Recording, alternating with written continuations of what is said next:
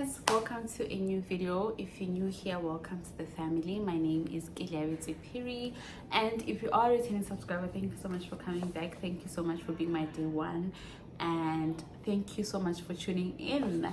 So guys, as you have seen from the title of this video, today we are doing life in Singapore video, life in Singapore.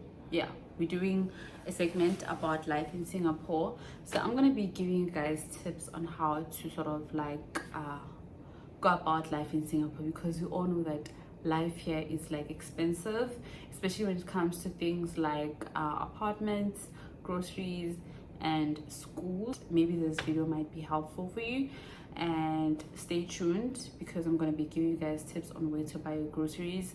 And if you've got little kids who are going to kindergarten, I'll also be giving you guys tips on how to find kindergartens here in Singapore. So let's dive into it. So first up first, the places that are cheap to rent and where to search for apartments. So I've got a list of places that are cheap to rent in Singapore. If you do find a cheaper place somewhere else, that's also fine, because I think honestly it depends on the landlord, or if you're taking over a lease, you know, and also on our pockets, because what might be cheap for me might be expensive for the next person, and what might be expensive for me might be cheap for the next person. So you know what I'm saying? So on the list, number one is Bukit Panjang. Second is Woodlands. Third is Choa Chu Kang. Fourth is Punggol. And number 5 is Sengkang.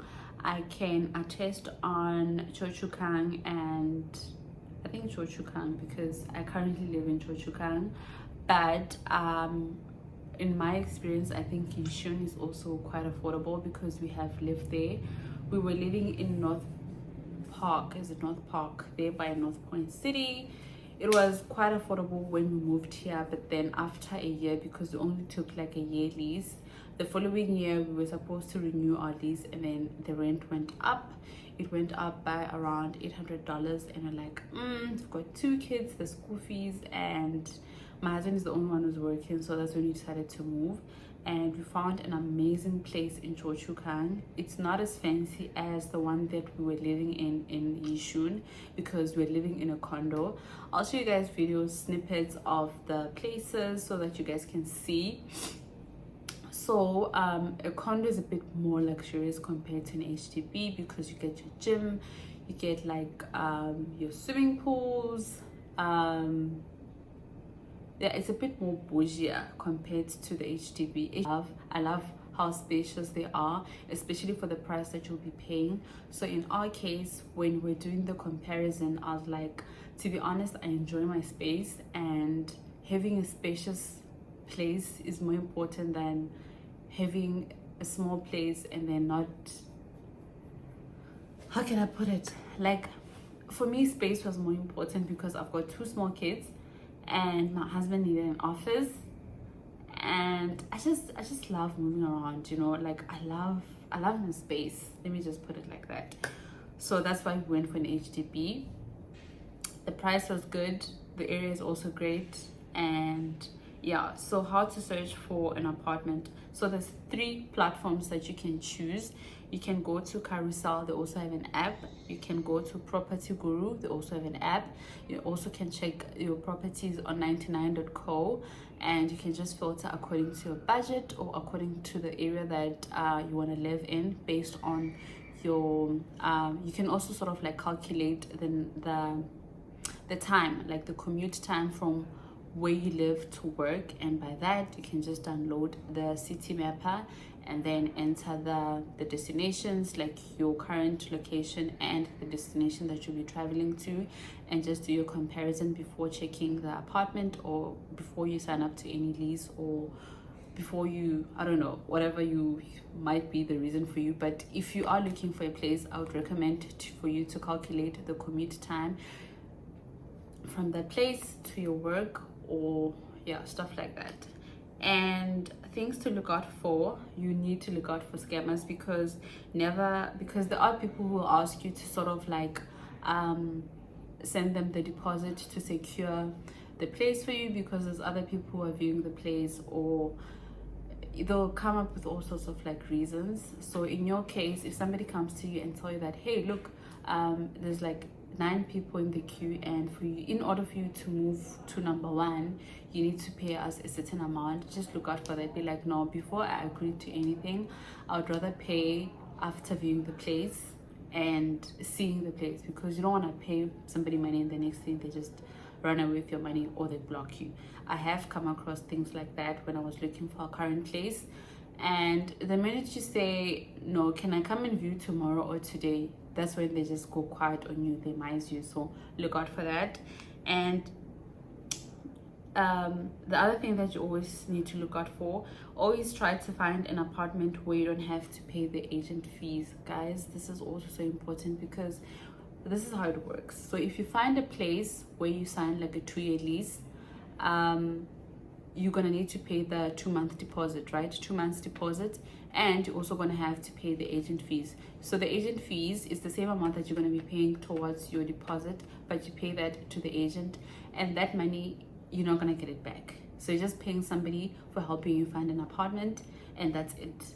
Where else with the deposit, there's a good chance that, okay, fine, when you move out, the landlord will be taking like a certain amount, because maybe there's marks on the walls, or maybe something was broken, they need to fix it. But it's not going to be that, it's not going to be a lot. So when you're paying agent fees, just know that that money is not coming back. So always try to find a place where you're just paying the deposit and the landlord is taking care of the agent fees.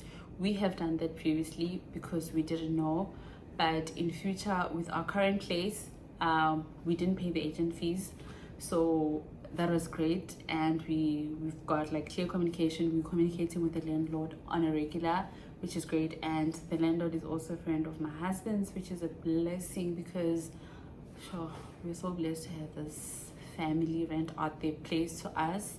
Like, it feels like they were sent from heaven, you know what I'm saying? So yeah, and if you get a good price, always go for the 2-year lease, guys. Prices here can be so crazy. So if you do find like a place where you feel like it's a bargain for you, always make sure that you go for the 2-year lease, because once the rental market goes up, it's so hard to find like an affordable place at a good price. I mean, a good place at an affordable price, because we have experienced this and it was not nice. But guys, I'm sorry about that. I've got space issues in my phone, so I'm just gonna try to make this as quick as I can. And the other thing is that if it's your first time moving here with kids and only have one spouse working, you can opt for a half-day kindergarten or nursery. That's what we also did. With my daughter, we went for like a half-day kindergarten. Kids are kids, man. And if your wife is not working and you guys are like, because schools are expensive here, so you can also go for like a half-day kindergarten. In our case, we were living in Yishun, like I said, so we were paying like $1,500 for a term. So yeah, and the school was great. The name of the school was Little Castle. If you're here and you want to try them out and you're also living in the area, just search for them, check them out. It's a really nice school. The teachers are great. You know, everything my child was doing really well. It didn't take her that long to sort of like adjust to the school and the teachers. Trust me, half day also works just fine. If you can't afford like full day, don't put yourself under pressure, just go for half day. And where to get the groceries, guys, for our family, we go to we do buy our groceries from Fair Price, but for things like toiletries and snacks, we go to it's a value store, but it's got like a dollar sign at the top. So I'll show you guys the logo here, and then you can just check them out. You can also check them out on City Mapper. Google the place. If it's near to your place, then you can go there, check them out. The snacks are so cheap. They also have like your toiletries and your cleaning detergents. That's where we buy our things. You can buy like a whole lot of things at a good price. So that's where we buy our groceries and toiletries. And for women, if you also want your makeup, you can go to Venus. I love Venus. I always go there. Venus also have the makeup session. They also have the makeup. They also sell like your toiletries and your cleaning detergents and stuff also, and your shampoos and stuff. So you can just go there, check them out, and do your comparisons compared to your fair prices in them, and see which one would be a bit more affordable for you. But honestly, I go to Venus, and I also go to the Value Dollar store that I mentioned. And if you want activities for your kids, there's swimming pools in almost every town in Singapore has Active SG. You can just check them out. And then also don't forget to download the Active SG app, because there's also gyms there. If you can't afford a gym membership, just go there. You pay like $3 something cents for the entrance, which is so cheap compared to your normal gym membership that will be like 90 something dollars or $80 a month. And we all know that we don't go to the gym every day. So if you multiply $30 something cents by, I don't know, 6 days or 20 days in a month, that will still come down to way less compared to what you'll be paying to a normal gym. And for transport, get yourself a smart card. Is it smart? It's SMRT. I don't know. We use the MRT and the bus here, so the public transport is so cheap. Just get yourself the card, top it up with $40. I think that will be good for like a whole month. So yeah, I think that's it, guys. If you found this video helpful, please make sure that you give me a thumbs up, and also share it to somebody who might find it useful. And yeah, I'll see you guys on the next video. Thank you so much for tuning in, and I love you guys loads.